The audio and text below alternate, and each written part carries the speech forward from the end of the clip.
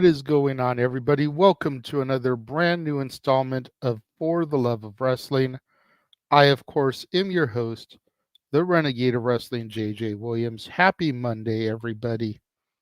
Good to see everybody back after the weekend here. And we are, of course, on the road to the Royal Rumble this weekend. Live coverage across the Jeff Meacham Network, multiverse of media. But of course, we will get to that later on today during the shills. But first, we've got some wrestling to talk about. And I'm going to go ahead and get this out at the offset here. I feel like I did a horrible job in some of my note taking this week. You know, the main events I have nothing written down for. There was a lot of chaos going on in the house when those matches were going on. I had every intention to go back and rewatch them once things had settled down some. I failed to do so. That is completely on me.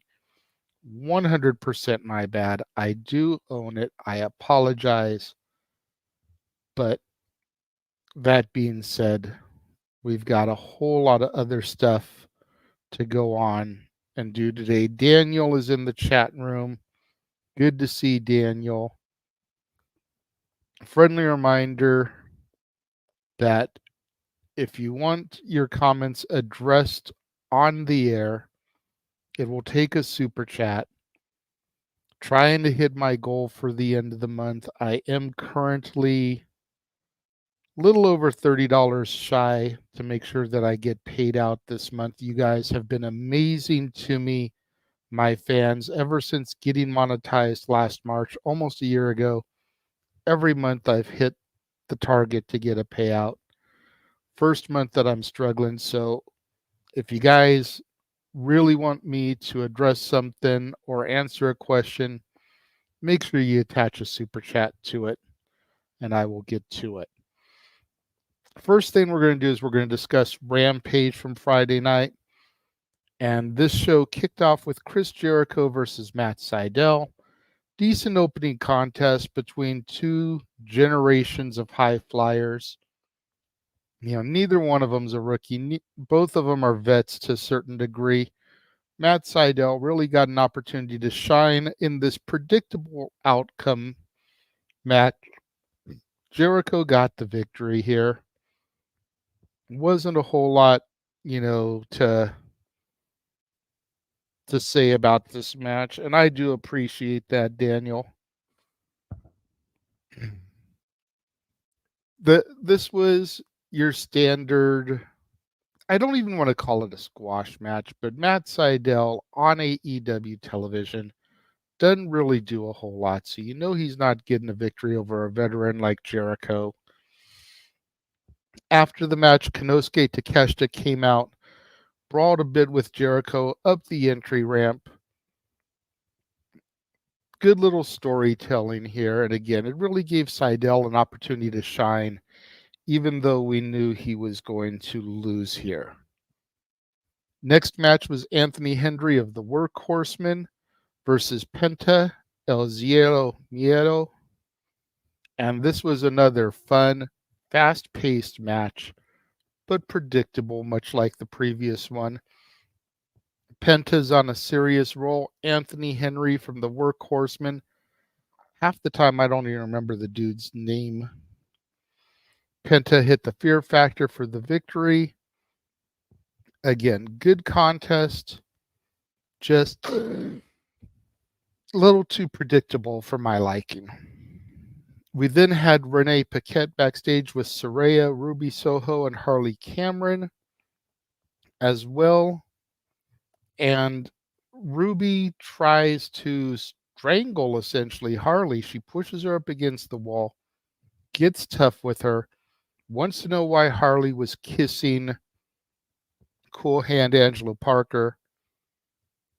And Harley says that Anna Jay put her up to it, trying to steer the blame away from her and Saraya. and put Ruby onto a different track. We all know this is going to end up leading to Ruby versus Saraya. So, or even Ruby and Anna Jay when she finds out the truth versus Saraya and Harley. But it's very interesting, the storytelling that they're choosing here, because they're slowly starting to make me not care about the angle. Word was something I was looking forward to tuning into every week. We then had Chris Statlander versus Queen Aminata, and this was just an amazing, albeit short. I wish it was a little bit longer, but a really good, hard-fought women's match. Queen Aminata is really, just I like her more and more that I see her. Each match that she has, she impresses me. Stat gets the W here, but it's only a matter of time before Queen Aminata goes on a winning streak and starts to get a serious push here, because she's got the talent.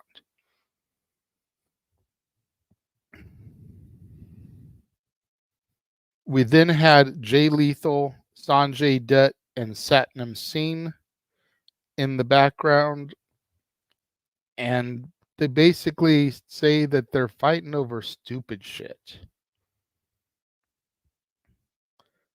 I'm still curious to see where this goes. I have a feeling we're going to end up with Jay Lethal versus Jeff Jarrett.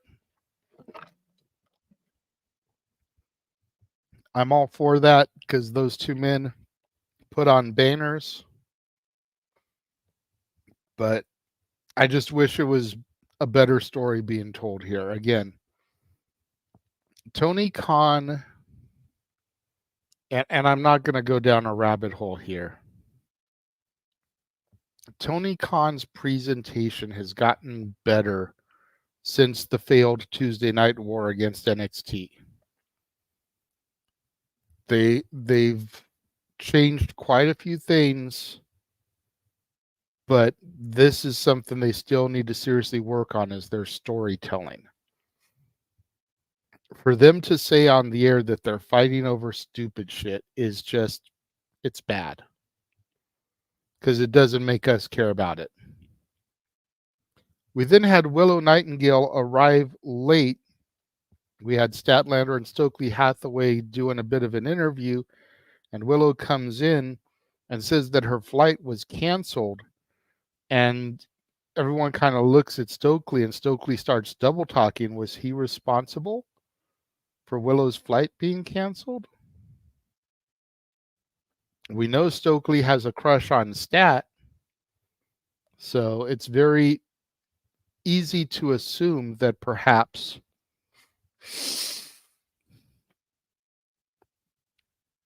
Stokely had something to do with it. Main event was Darby Allin versus Jeff Hardy. Again, like I mentioned, some of the main events I don't have a whole lot of notes for. This is one of them. It was a good match. I don't remember who won, if it was Hardy or Darby, but it was a solid match. I did enjoy it. Overall, this week's Rampage, I feel, was a solid show. I'm curious to know what you guys thought about it. Let me know in the comments as we go to a quick commercial break and show you how you can find everybody that is associated with the Jeff Meacham Network multiverse of media.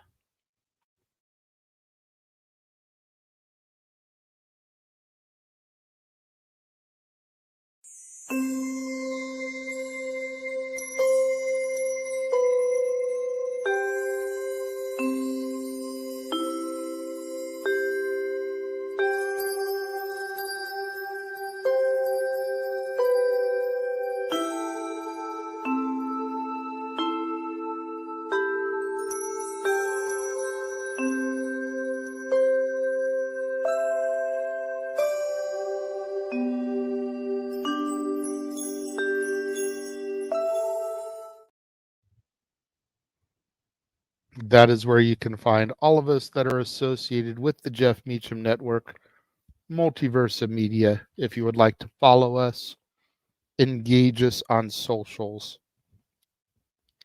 We then go to Friday Night Smackdown, and we see Solo Sikoa and Jimmy Uso backstage. Roman and Paul Heyman arrive, and Roman is not happy. But Solo says that he will fix the failure of last week. And Roman told them to handle it, took the week off, and it fell apart. And now he's back to fix things, but Solo told him that he will handle it. We then go to Nick Aldis, who welcomes us to Friday Night Smackdown and says that it is time for the contract signing for the main event of the Royal Rumble. We have AJ Styles come out first, signs the contract. Then here comes L.A. Knight. Yeah. Hits the ring, signs the contract.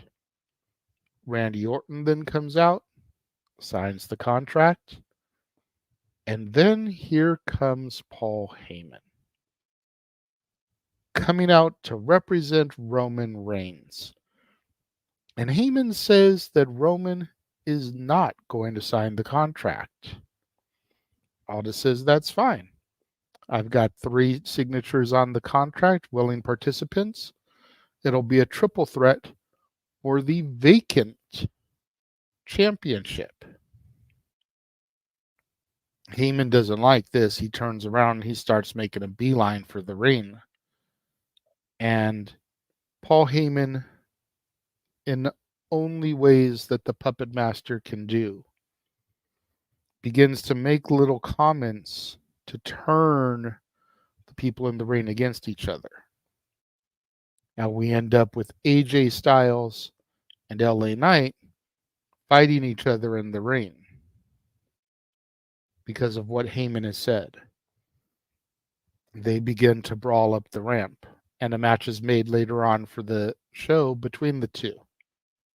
Whereas Orton grabs Heyman by his tie, and he makes sure to let Paul know that after he takes care of Solo, he's going to remind Roman of the 3 most dangerous letters: RKO.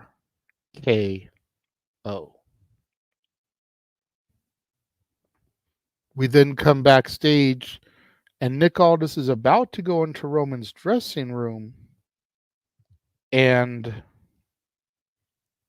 AJ stops him in order to get the match later on in the evening. Aldis gives him the match.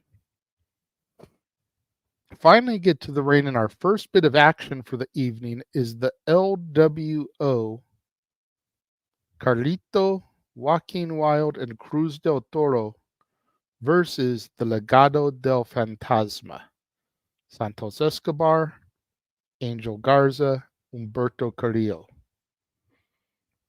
This was some fun, fast-paced lucha action here. Santos stole the victory for the Legado by pinning Carlito. Tremendous action all around here. I do see this continuing heading into WrestleMania, but this was a hell of a first outing for the Legado del Fantasma officially on SmackDown. We then had Bobby Lashley and the Street Profits issue a challenge to the Final Testament, saying that they can get it anytime, any place. And let me just say, I dig the Final Testament for the name of Cross's crew here. Cross, Scarlett, AOP, and Paul Ellering. Final Testament is a stellar name. We then had Pretty Deadly taking on Tyler Bate and Butch, but he wasn't Butch. He was back to his original name of Pete Dunne. And I know a ton of people were happy to see the Bruiserweight back in his original form. You've slowly seen him start converting from Butch back, getting away from the white shirt, the suspenders, the slacks, the hat, and slowly getting back into his Bruiserweight look. But the one piece that was missing was the name, going back to Pete Dunne. And they finally pulled the trigger. I want to see Tyler Bate and Pete Dunne as tag champs. I do. We'll have to see what happens, though. Pete Dunne and Tyler Bate did get the victory over Pretty Deadly. I do kind of hate to see Pretty Deadly jobbing so much because I like Pretty Deadly. They're a great tandem, fun, entertaining. But Pete Dunne and Tyler Bate deserved it here.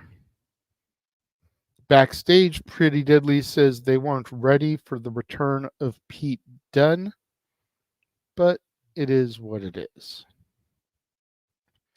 We then have the Kevin Owens show with special guest Logan Paul, and this is essentially your typical throw verbal jabs at each other.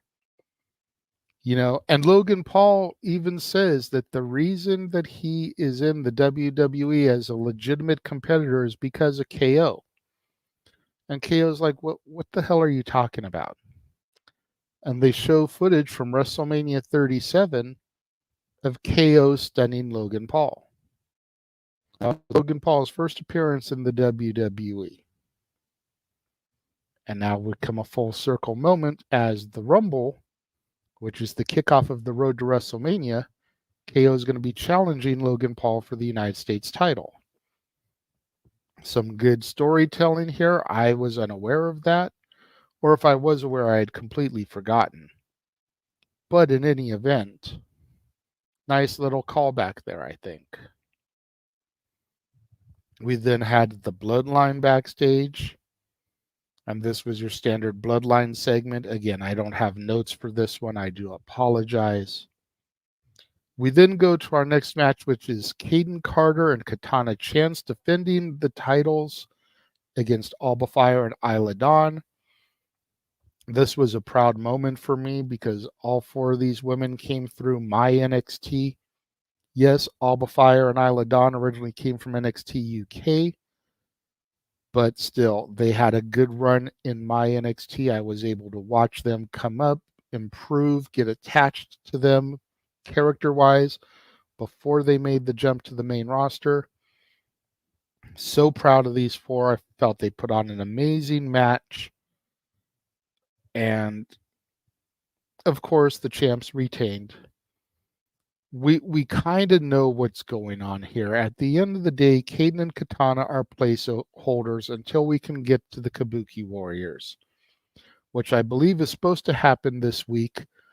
Hopefully, they can, retain in the first encounter, maybe run it back at the Rumble, but still, at the end of the day, Caden and Katana are just placeholders to get the belts to the Kabuki Warriors, to keep the whole build of Damage Control as this unstoppable force. Great job, though, by all four women representing my NXT. We then had a promo from the Final Testament accepting the offer to meet face-to-face next week with Bobby Lashley and the Street Profits. Going to be interesting to see how that develops. And we had a Carmelo Hayes interview backstage. And apparently him and Austin Theory are going to run it back next week after the way the match was stopped last week. Of course, those of you that may not have seen it, there was a move attempted off the top rope by Theory. Both men came crashing down. Looked like they landed right on their head and necks. Thankfully, both men are okay. Mello teamed with Trick last week on NXT. Moved on to the next round of the Dusty Cup. And now they're going to run this match back next week this week, just ahead of the Royal Rumble. We then had AJ Styles versus LA Knight. This was just a schmoz from the get. Chaos ensued. Disqualifications. I think the match even got thrown out. I don't think anyone was declared a winner. This leads us right into Solo Sikoa versus Randy Orton. I know Sola ate the RKO. Orton pinned him. And then everybody starts catching it. You know, AJ Styles caught an RKO. LA Knight caught an RKO. Jimmy Uso caught an RKO. And even Roman Reigns caught an RKO. And I used that graphic as part of the montage for the video today. And if you notice, I want to bring attention to this for those of you that may not have caught it. Look at the way Roman is protecting Orton's back in the RKO, the way he has his hand there. Of course, Orton just came back from severe back issues from years of taking that bump. So to see Roman instinctively protect his back in that move, kudos to you, our tribal chief. I acknowledge you. That is going to do it for SmackDown. Again, a solid show all in all. We're now going to take another brief commercial break, show you all the upcoming watch-alongs that'll be across the Jeff Meacham Network Multiverse of Media, kicking off with this week's Royal Rumble, going all the way through Bash in Berlin, and it's just the stuff that we know so far. There's going to be so much more stuff announced, added to the trailer. Just got to keep your eyes peeled. We will be right back.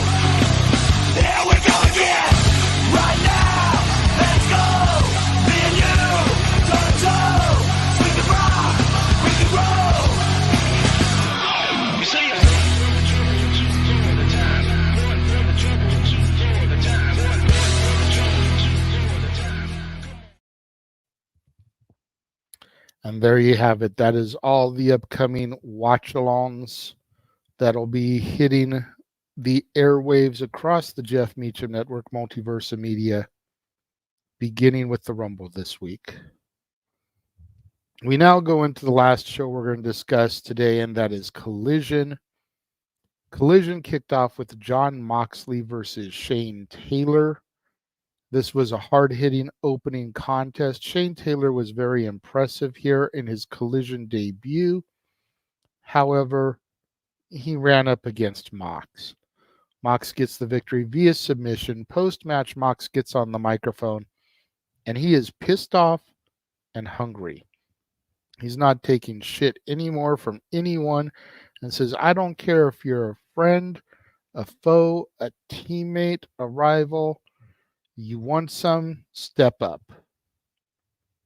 So it's going to be interesting to see if this leads to the dissolving of the BCC or not, because of how he said that he didn't care if you're a teammate or not. If we start seeing Claudio, Danielson, or Yuta stepping up against Mox. We then had the Cope Open, as Adam Copeland has his open challenge, and it was answered by Dante Martin. This was a fantastic match. Dante really showed that he belongs in the next level. Now, he's been kind of here in the mid card, maybe even the upper mid card, but he's ready to get to that next level with the way that he hung with Adam Copeland. Post-match, Shivani gets into the ring and he interviews Adam, and he gives credit to Dante Says that he sees the young guys stepping up, but not any of the older guys. And he says the next time that he comes to St. Louis, he will be TNT champion. Interesting that he pointed out that none of the older guys are stepping up, as this week on Dynamite, we find out that it'll be Adam Copeland versus Minoru Suzuki. That's going to be insane. I am so looking forward to that match, and you'll have to wait till Thursday to see what I think about that one. We then had a Bryan Danielson, Claudio Castagnoli promo setting up the main event match. And then we had a Top Flight interview. And of course, Private Party interrupts. They decide they want to run it back. I don't remember if they said when that match will be, if it'll be on Dynamite next week or if it'll be on Collision next week. But we are going to get another Top Flight Private Party match. We then had Thunder Rosa taking on Queen Aminata. This was Thunder Rosa's singles debut on Collision. She's had a tag match previously. This just shows what they think about Queen Aminata, giving her stat on Rampage and Thunder Rosa on Collision. Yes, I know Rampage is taped, but back-to-back nights of phenomenal women's matches here. Queen Aminata looks better and better, as I said, with each passing match. Thunder Rosa did pick up the victory, but again, I state it is just a matter of time before the ball gets rolling on Queen Aminata. She's got a lot of potential. We then had an Eddie Kingston and Ortiz interview, as they're going to be taking on Claudio and Danielson. And Ortiz cuts a decent little promo here, but when they go to Eddie, once again, Eddie wants no part of the interview. He's like, man, I need to be getting focused. I need to be stretching. I got to be doing this and that. What's up with all this trying to get me to, I don't know if this is becoming a gimmick for Eddie or not, but I don't like it. If he doesn't want to cut a promo, Tony, stop sticking a microphone in his face. Please. That's TV time that could go to something else. Really. Next up, we had Bullet Club Gold come out. And Colton does a little parody of The Rock. Finally, the Bullet Club.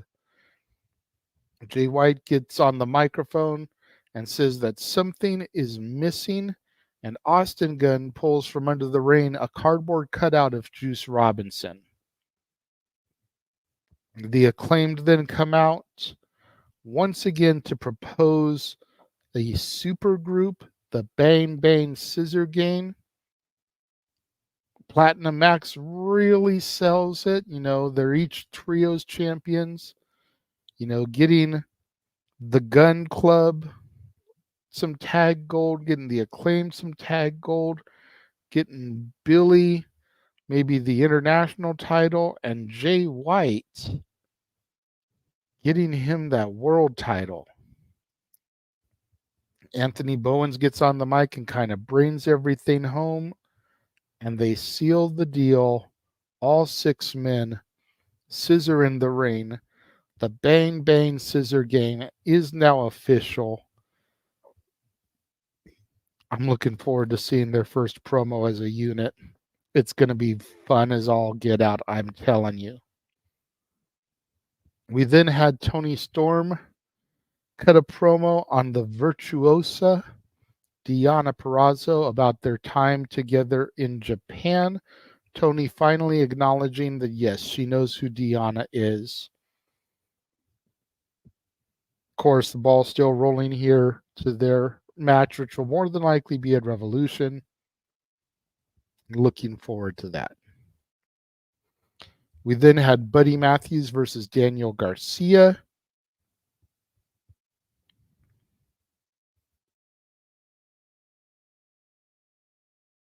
Sorry about that. Buddy Matthews versus Daniel Garcia. FTR hit the ring to kind of even the odds for Garcia with the House of Black out there. This was a good match.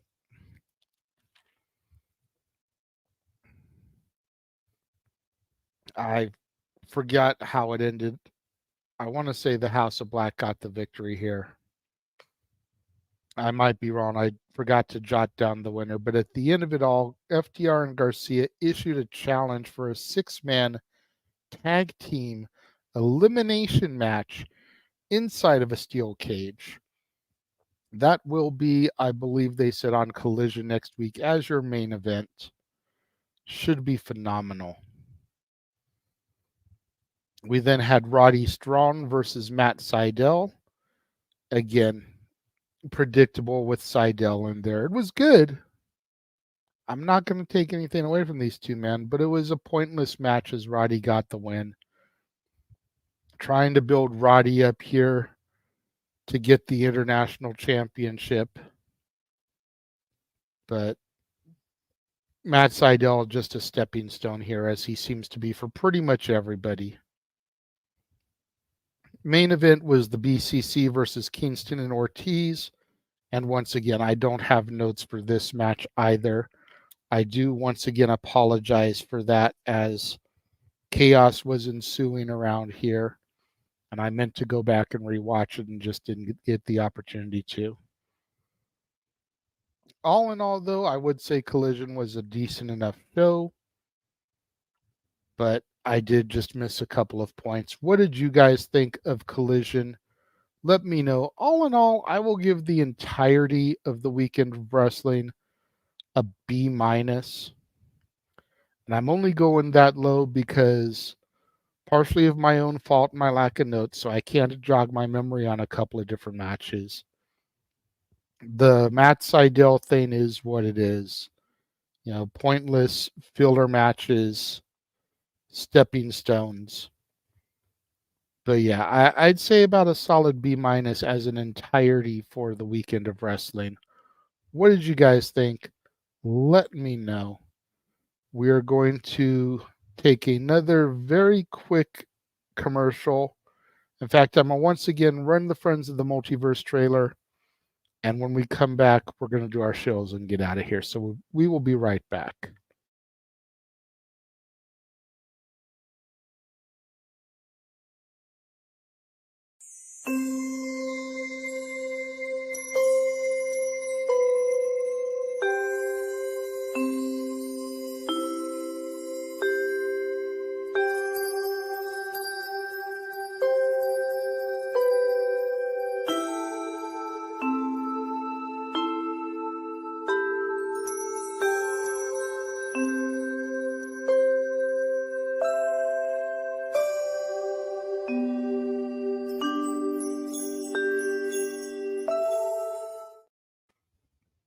And there you have it. That's where you can find all of us. It's all good, Emmanuel. I appreciate you just coming in and joining us. You and Daniel both been here commenting along. You know, I appreciate the love from my members only subscribers. So, tomorrow, in addition to Stat Boy Sports Bar, which airs every Tuesday, 3 o'clock Pacific, 6 o'clock Eastern on the Casa D18 Studios channel. Immediately following Stat Boy Sports Bar will be on its new night and time, The Dad's Not Always on Wrestling. And Jeff and I will be discussing the top 10 tag teams of the 21st century. Immediately following the sports bar, we're hoping for that to begin 5 o'clock Pacific, 8 o'clock Eastern. So it'll be running opposite my NXT. But I know a lot of you guys out there don't really pay attention to it. There's a few of you guys that watch NXT, and I appreciate that, as I do support and love my NXT. But I also know there's a lot of you guys that don't. So hopefully we'll still have a pretty good crowd for Dad's Not Always on Wrestling on its new night and time. Later on today, of course, 4 o'clock Pacific, 7 o'clock Eastern will be Talk Wrestling. with Jeff Meacham. Back to Q&A format, back to wrestling talk. We'll have to see how that goes. Wednesday, the Great Jerry Show will be his Royal Rumble draw. Those of you that are participated in his Royal Rumble thing, he'll be drawing the numbers then live on the air. Thursday will be Meech's Musings. And then Friday, Simply Predicting live on the Casa D18 Studios channel, as well as the Simple Man's brand. Noah Foster hosting, 5 o'clock Pacific, 8 o'clock Eastern, as we give our thoughts and our predictions on the Royal Rumble. Of course, leading into Saturday, kicking off at 3 o'clock Pacific, 6 o'clock Eastern, across the entirety of the Jeff Meacham Network, Multiverse of Media, as we provide our watch-along coverage for the Royal Rumble itself. Very much looking forward to that. The Royal Rumble is my favorite pay-per-view of the year. I just love the chaos, the battle royal, the surprises. Always something I look forward to each and every year. Plus, it's the kickoff to the road to WrestleMania.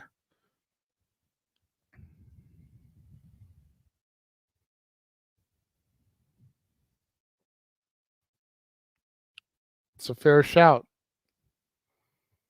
It's a fair take there, Emmanuel.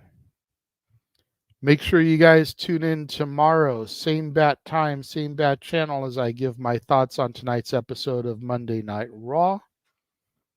And until then, this has been another episode of For the Love of Wrestling. I am the Renegade JJ Williams, and I will see you guys tomorrow. The Jeff Meacham Network's Multiverse of Media.